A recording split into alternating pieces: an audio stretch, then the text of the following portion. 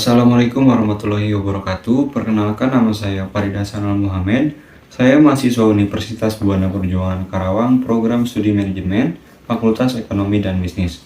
Adapun di manajemen sendiri, saya berasal dari kelas MN22B. Di sini saya akan mempresentasikan makalah ekonomi makro yang berjudul Perekonomian 4 Sektor. Perekonomian 4 sektor atau biasa disebut dengan perekonomian terbuka merupakan sistem yang dianut oleh sebuah negara di mana terdapat aktivitas hubungan antara satu negara dengan negara yang lainnya mengenai hal perekonomian dan perdagangan internasional seperti ekspor dan impor. Pada skema ekonomi terbuka atau 4 sektor, termuat hasil produksi dari sebuah barang yang berasal dari produsen untuk mendukung aktivitas ekspor barang yang dihasilkan, mempunyai arah yang tujuan tertentu seperti barang sebagai kebutuhan negara lain. Negara lain tidak dapat membuatnya sendiri dan melakukan aktivitas impor. Namun hanya saja sistem impor adalah membeli barang dari luar negeri dengan tujuan tertentu.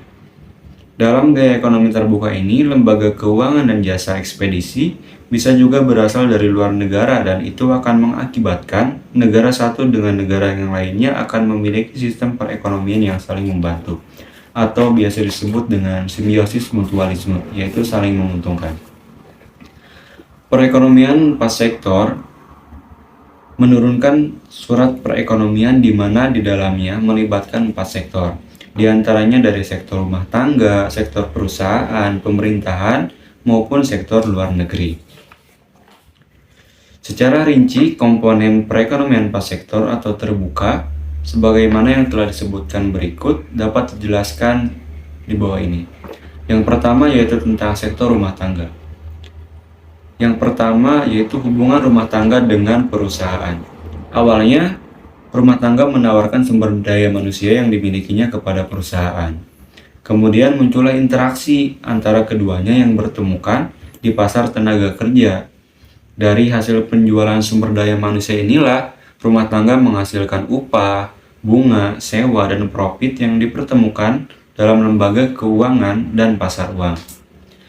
Yang kedua di bagian rumah tangga sendiri yaitu hubungan rumah tangga dengan pemerintahan. Setelah menghasilkan upah, bunga, dan lainnya, kemudian rumah tangga menyetorkan uang sebagai pajak kepada pemerintah. Hal ini merupakan hubungan rumah tangga dengan pemerintahan. Yang ketiga yaitu hubungan rumah tangga dengan negara lain. Hubungan ini bisa dicapai dengan cara melewati pasar luar negeri dan pasar barang. Rumah tangga membeli barang produksi yang diimpor dari negara lain untuk memenuhi kebutuhan hidup sehari-hari. Yang sektor rumah tangga sudah, sekarang kita lanjut ke sektor perusahaan. Di sektor perusahaan sendiri, yang pertama yaitu hubungan perusahaan dengan rumah tangga. Perusahaan dapat menghasilkan barang produksi yang dapat dikonsumsi oleh masyarakat karena adanya interaksi yang dipertemukan dalam pasar barang antara rumah tangga yang menawarkan sumber daya manusia miliknya. Yang kedua yaitu hubungan perusahaan dengan pemerintahan. Hubungan ini dicapai apabila sebuah perusahaan mendaftarkan diri ke pemerintah. Perusahaan yang mendaftar akan mempunyai badan usaha, di mana dari status ini perusahaan terdaftar di pemerintahan secara resmi. Yang ketiga di bagian pemerintahan sendiri yaitu hubungan di bagian perusahaan yaitu hubungan perusahaan dengan luar negeri. Untuk mencapai hubungan ini, perusahaan harus melakukan ekspor produksi barang ke luar negeri, begitu pula sebaliknya. Negara lain harus mengimpor produksi barang ke Indonesia yang terjalin hubungan perusahaan dengan luar negeri dalam lingkup kegiatan ekonomi.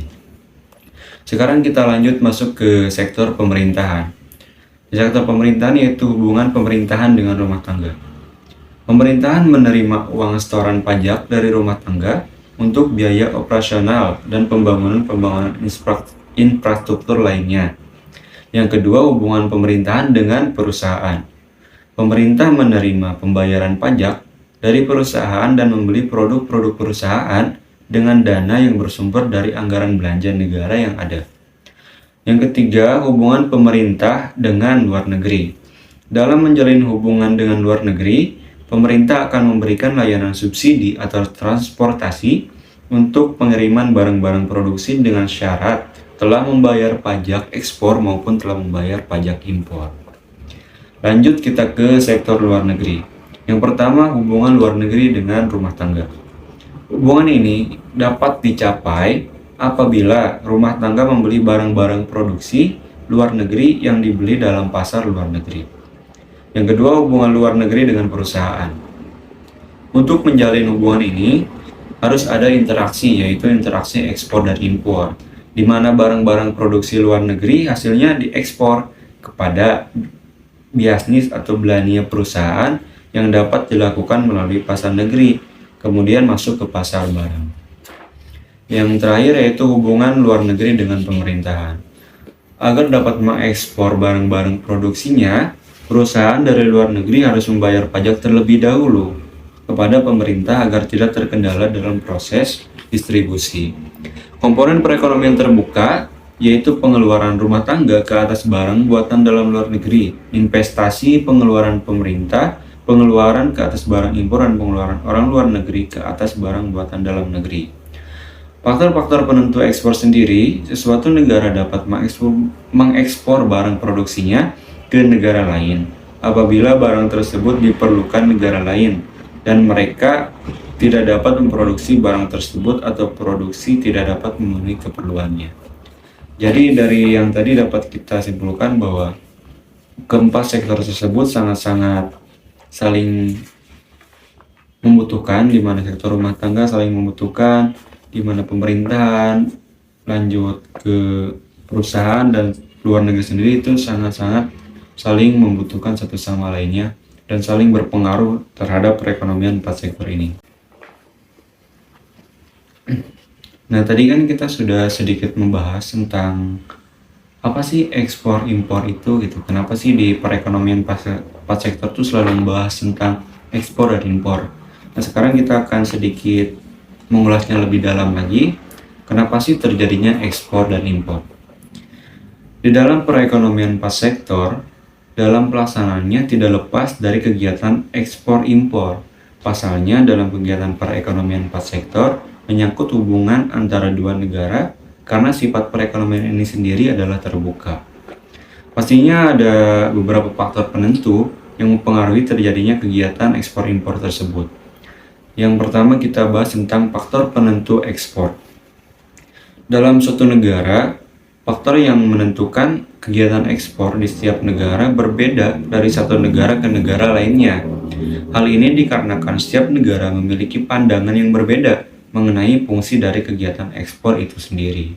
Misalnya di negara A, ekspor memiliki fungsi utama sebagai sumber pendapatan terbesar di suatu negara. Sedangkan di negara B, fungsi ekspor ini berbeda. Mereka menganggapnya sebagai sumber kedua dari pendapatan suatu negara. Hal ini tidak dapat dipungkiri bila suatu negara memiliki kebijakan masing-masing dalam menentukan akan kemana arah perekonomian yang akan dijalankan di masing-masing negara.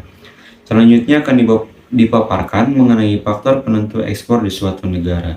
Di antaranya, yang pertama faktor penentu ekspor itu terjadinya peningkatan masyarakat dunia, kebutuhan barang masyarakat dunia. Yang kedua, rendahnya tingkat inflasi bagi negara pengekspor daripada negara yang mengimpor barang. Yang ketiga, kurs devisa yang berlaku menguntungkan barang-barang yang diekspor. Yang keempat, adanya peluang atas kegagalan yang dilakukan negara lain dalam memproduksi suatu barang untuk bersaing di pasar dunia. Dan yang terakhir, adanya peningkatan produk dalam perekonomian negara pengekspor. Tadi sudah kita bahas tentang faktor penentu ekspor, sekarang kita lanjut ke faktor penentu impor. Impor sendiri merupakan kegiatan di mana suatu negara melakukan pengiriman atau pembelian barang dari luar negeri ke dalam negeri. Hal ini dilakukan karena setiap negara memiliki perbedaan dengan negara lain, baik dari segi ekonomi, kondisi geografi, teknologi, iklim, maupun dan lainnya. Selain itu, kebutuhan suatu negara yang semakin tinggi tidak mampu memproduksi dari dalam negeri, menjadikan impor barang ke negara lain menjadi jalan keluarnya dari permasalahan itu. Sekarang kita akan memaparkan faktor penentu impor bagi suatu negara. Di antaranya, Yang pertama, terjadinya peningkatan kebutuhan barang masyarakat dunia.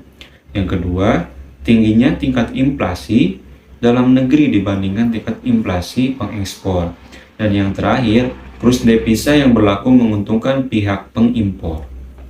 Nah, itu sedikit pemaparan tentang kenapa sih terjadinya ekspor dan impor, dan apa sih faktor penentu ekspor dan impor itu sendiri. Setelah kita membahas tentang perekonomian 4 sektor, maka dapat kita ketahui bahwa perekonomian 4 sektor merupakan perekonomian yang melibatkan suatu negara yang mempunyai hubungan ekonomi dengan negara-negara yang lainnya.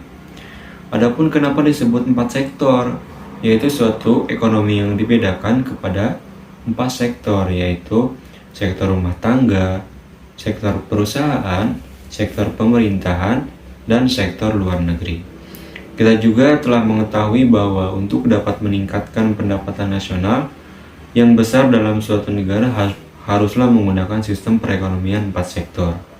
Peran pentingnya adalah ekspor dan impor, yakni asumsikan jika suatu ekspor barang maupun jasa harus diperbesar atau diperbanyak dalam kapasitas atau nilainya sesuai dengan stabilitas sumber daya yang dimiliki negara serta komoditas yang dapat bersaing dengan pasar luar negeri. Jika dilihat negara pada kondisi ini,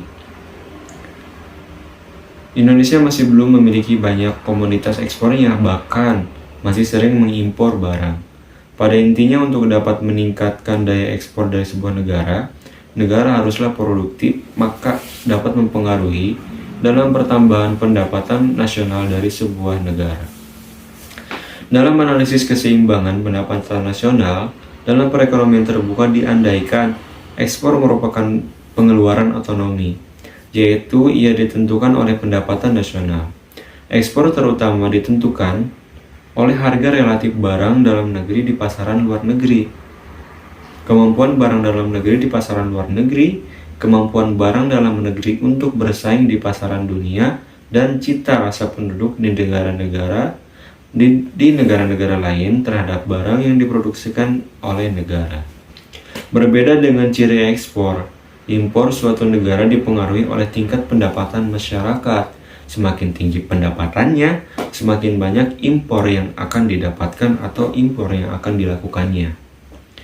Faktor yang menentukan ekspor dan impor diantaranya selera konsumen terhadap barang-barang produksi dalam negeri dan luar negeri.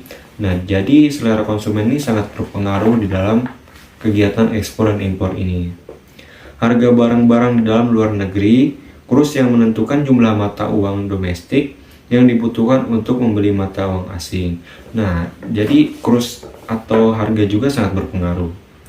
Selanjutnya, pendapatan konsumen di dalam dan luar negeri. Nah, pendapatan juga sangat berpengaruh. Lanjut, ongkos angkutan barang antar negara dan kebijakan pemerintahan mengenai perdagangan internasional. Berikut adalah beberapa alasan yang memicu terjadinya perekonomian terbuka. Yang pertama, yang dapat memicu terjadinya perekonomian terbuka atau perekonomian 4 sektor ini, yang pertama yaitu perbedaan kondisi produk.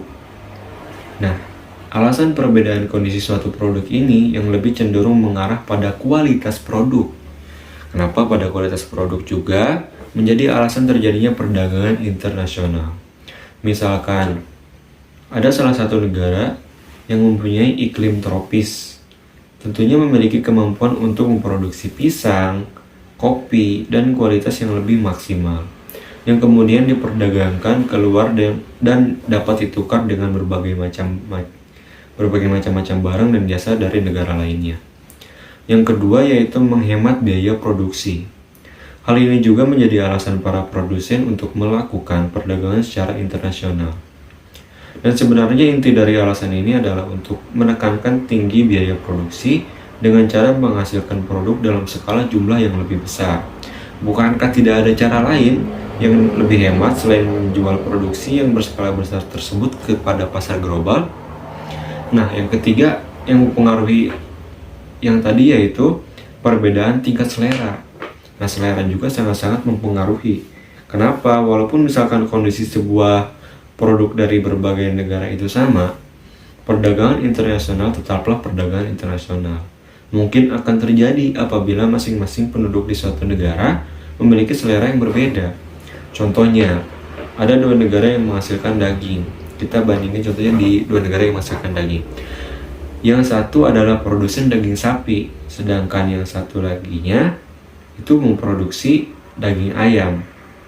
Jika produsen daging sapi memiliki selera terhadap daging ayam dan sebaliknya, tentu proses impor dan ekspor ini akan terjadi. Karena dua negara ini pasti ingin merasakan lah kenapa daging sapi itu gimana rasanya, maupun sebaliknya, contohnya kayak gitu. Nah, yang terakhir yaitu adanya prinsip perbandingan keunggulan. Nah, gak kalah juga ini dari prinsip perbandingan keunggulan. Maksud dari prinsip ini adalah suatu negara cenderung akan lebih berspesialisasi untuk menciptakan produk dan mengekspornya keluar jika dirasa pembuatan produk di negaranya itu memakan biaya yang relatif lebih rendah daripada dibuat oleh negara lain. Sebaliknya, suatu negara akan lebih memilih untuk mengimpor produk jika biaya produksi untuk menghasilkan produk tersebut dinilai relatif tinggi atau kurang efisien jika diproduksi di negaranya sendiri. Nah, mungkin segitu saja pemaparan tentang perekonomian terbuka dari saya. Mohon maaf bila ada kekurangan karena kesempurnaan hanya milik Allah Subhanahu wa taala. Sekian dari saya. Wassalamualaikum warahmatullahi wabarakatuh.